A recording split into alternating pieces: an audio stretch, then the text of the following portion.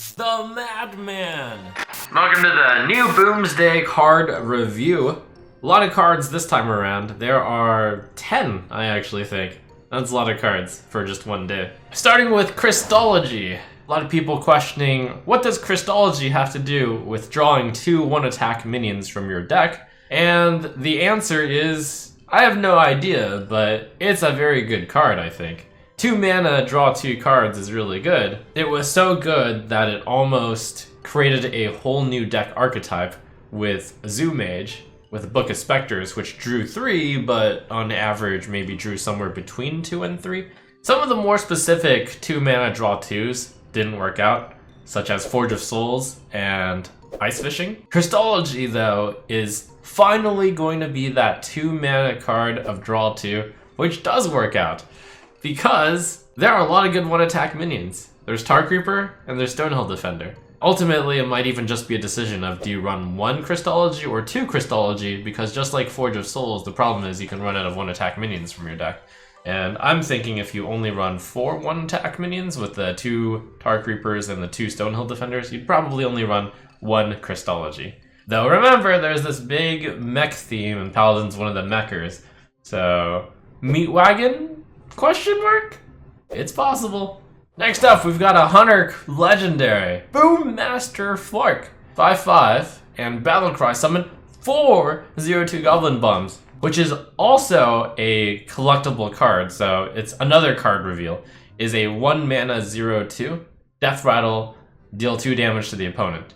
So unlike a Boom Bot, it's going to take a little bit of work in order to activate your Goblin Bombs. And Boommaster Flark is going to appear in the middle, which is a little bit more difficult logistically because with Direwolf Alpha, you'd have to get rid of Flark in the middle first, and then you can conga line your Goblin Bombs in. The Goblin Bombs are also mech, so you can magnetize things onto the Goblin Bombs, but that would be 1 at a time. But could be interesting in giving you plenty of magnetized targets. Maybe the most practical way of doing it is Void Ripper, where you can simply activate all of your Goblin Bombs with a card that's already seeing some play in the meta. So the actual 1 mana 0/2 Goblin Bomb neutral card, I don't actually see seeing play. Boommaster Flark, on the other hand, could be a decent finisher with the right synergy cards, things that don't ruin your deck just by being in there. Good finisher to get over taunts. Would be an interesting addition to a mech-based Hunter just because with Magnetize, 4 good targets to magnetize things on. And speaking of Mech Hunter, Fireworks Tech for Hunter is going to be a big enabler of Mech Hunter. 2 mana 2/1, Battlecry, give a friendly mech +1/+1. If it has Death Rattle, trigger it. It's like Play Dead, except it costs 1 mana more and it only targets mechs. But for that 1 extra mana, you're getting an extra 3/2 worth of stats. So the value on this card is huge, and if the mech has 2 Death Rattles on it, for example if you magnetize the Spider Bomb onto it, you get both the Spider Bomb Death Rattle effect, as well as the original Death Rattle effect, which is mega value. So we'll have to see all the Death Rattle mech synergies out there, but it seems like some sort of Hunter Death Rattle mech theme is getting pushed, which leads me to a mech Death Rattle, 6 mana 2/2 Mechanical Whelp. Death Rattle, summon a 7/7 Mechanical Dragon. Both the Whelp and the Dragon are mechs. So playing Dead or Fireworks Tech on the Whelp is huge value because you're getting a 7/7 for 2 mana or for 1 mana. And you just have to dump the initial cost of the Whelp. Also potentially interesting with Dr. Boom Mad Genius, because that's a 6 mana 7/7 with Rush, Battlecry deal 2 damage. Since the Whelp has Rush, it deals 2 damage to a minion, you get the Mechanical Dragon, it's also a mech, it has Rush. Can Oakheart out the 2/2, which is pretty big value considering that you're Oakhearting out a huge mana cost card.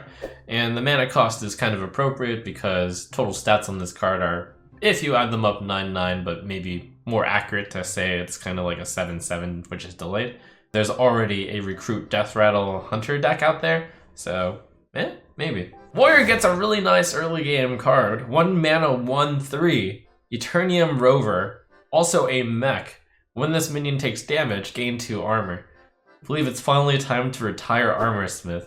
Eternium Rover is such a house against aggro decks. This is the card that makes Odd Paladin just cry if you play it turn 1. It being a mech as well means you can magnetize stuff onto the Eternium Rover, and that's good because this card loves having more health, you gain more armor, what's not to like? Excellent card against aggro, excellent starter card, feeling like Control Warrior is going to be pretty strong against aggro at least. Now it has 2 solid 1 mana cost cards between Eternium Rover as well as Town Crier. Town Crier, by the way, can get you Ziliax. Next up, Eureka!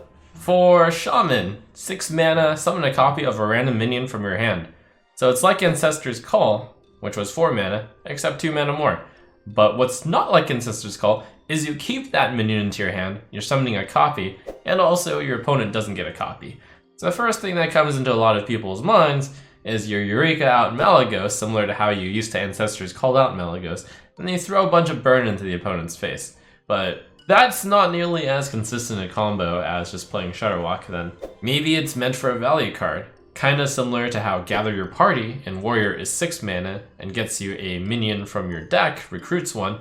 Eureka is kind of a more targeted version, where you can keep some big cards in your hand, and then you Eureka them out, and then they're still available later on. Big Shaman?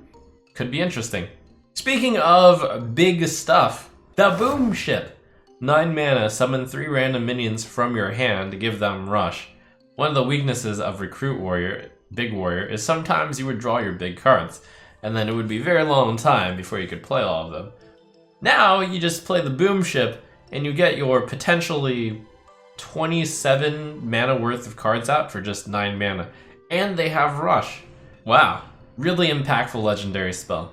Interesting mechanics with this card is if you summon Devilsaur, charge Devilsaur from your hand, it will have Charge, and Charge overrides Rush, so feel free to hit the opponent in the face with your charged Devilsaur. Which could be a big combo. Hit the opponent for 14 from the Devilsaurs, plus the Grom, maybe you enrage it for 12, and it's 26 damage right there. Could be really interesting with Dead Man's Hand shuffling your big cards, and possibly even also the Boom Ship into your deck as well. We also have the Missile Launcher. 6 mana, 4/4. Mech has Magnetic. At the end of your turn, deal 1 damage to all their characters. So there are comparisons to minions already in the game. Baron Geddon, which is 7 mana for a 7/5. That does not compare favorably with Baron Geddon, a card that doesn't see much play. Despicable Dreadlord, which is a 5 mana, 4/5. At the end of your turn, deal 1 damage to all enemy characters. Now granted, Despicable Dreadlord is a really strong card, and it's in Warlock only, but it compares pretty unfavorably to that as well. It seems like, at the current mana cost, not a very good minion to play, but that's not a surprise because most magnetic cards are weak to play as minions, but really strong when magnetized onto a mech that's already on the board, in which case it's Blessing of Kings, plus kind of like a Whirlwind effect. And that could arguably be worth 6 mana, especially if you magnetize it onto something with an ability, such as something that Ziliax has been magnetized to, in which case you've got lifesteal going on. If you somehow manage to magnetize it onto something with poisonous, could be interesting. Ultimately, I'm feeling like this costs too much mana, but it's very hard to make that call until you take a look at all the other mechs and all the other magnetic cards, and you see the whole puzzle, because building a super mech requires seeing this grand vision for what your mega mech is going to be. And finally, last, and certainly not least, is my card. 4 mana. Shuffle 10 cards from your opponent's class into your deck. They cost 1. I didn't get much into the analysis of the power strength of this card in my video. I just kind of hyped up its silliness, and certainly a silly card. If it's not a strong card, at the very least, it's a very good meme. And I was debating with myself, is it even right to prep Espionage on turn 1? And I think the upside of it is high enough. Yeah, certainly sometimes you can get some garbage cards, but most cards, when taken from your opponent's class and having them cost 1, that's really strong. So each time you draw, you have the chance of swinging the game very heavily in your favor, because the high-end stuff, you could just draw it, and then you could just kind of win the game. So it's almost like after you prep Espionage, every single draw you make could win you the game. That's not an exaggeration. But I do stand by the idea I presented in the video, that you use Myra's Unstable Element, prep Academic Espionage, or maybe you prep Myra's, and then maybe you also prep Espionage. Maybe you have a Gadgetzan Auctioneer on the board, who knows. But I'm picturing a world where you are Valir the Hollow, and you possibly Academic Espionage twice. You win every single control matchup late game, which is not against Shutterwalk, although Shutterwalk is definitely a problem.